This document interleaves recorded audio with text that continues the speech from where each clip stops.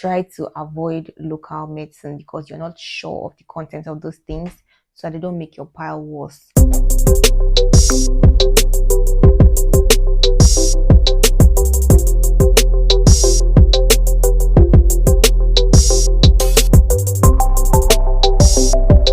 Hi guys, welcome back to my channel. If you're new here, my name is Reetahh and this is Tea Spill with Reetahh, where I talk about health, lifestyle and Christianity. So click on that subscribe button and join the family. And if you're a returning subscriber, thank you for tuning in once again. In today's video, I'm going to be talking about piles. Piles are also known as hemorrhoids. So if you don't know the term piles, you could know hemorrhoids. They are basically small round lumps located inside or around your anus. Sometimes you may be able to feel them, hanging down your anus or just around there.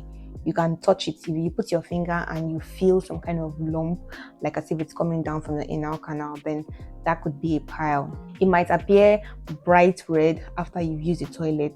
Or another way to know that it is pile is, when you go to the toilet and you are done pooing, but it still feels like there's something left there. It feels like there's some little poo just hanging there, but it's not actually poo. It's the pile that is hanging out. So that's another sign that it is pile. Sometimes it can be itchy. It can also be painful. Now, what exactly causes this pile is not clear exactly, but there's some risk factors that can make you to get pile, like constipation. When you're constipated, definitely you're going to strain to poo. So constipation is one of the risk factors. Also, pushing too hard when you go to the toilet can make you to develop pile. If you lift heavy weights, that can make you to predispose you to having pile. And also pregnancy is another risk factor or predisposing factor to having pile.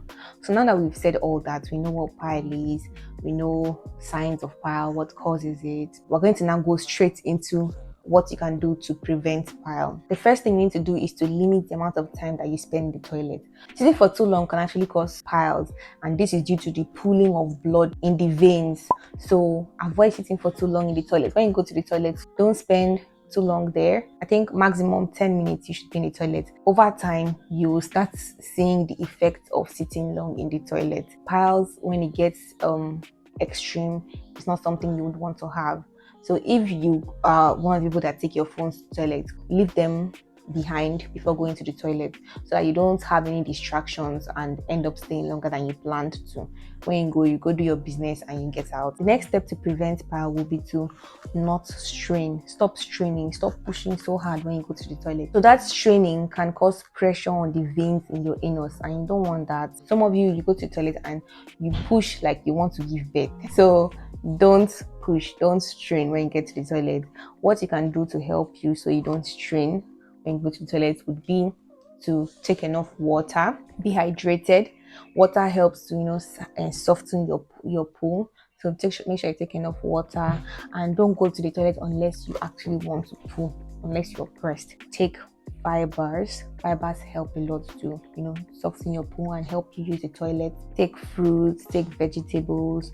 You have your oats, you have beans, there's yogurt, there's whole grains, there's unpolished brown rice, nuts, seeds. This will help to soften your poo, aid digestion, and also help you to go to the toilet easily without straining. Also, you need to avoid or you cut down on your alcohol and caffeine intake.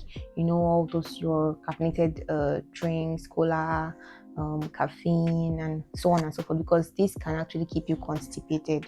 And like I said, you don't want to be constipated, because hence you will be straining in the toilet, and hence you could give yourself problems that you do not want. So avoid alcohol, avoid caffeine, or just cut down on them. Then another thing I would like to say, this is for my weight lifters, those people that lift heavy weights. So lifting weights will cause pressure on the veins in your rectum to swell. So what you should do is to limit your weight lifting. Know how often you do it, because this might predispose you to having pile. Now, for those that already have pile, you notice that I can see that I have pile.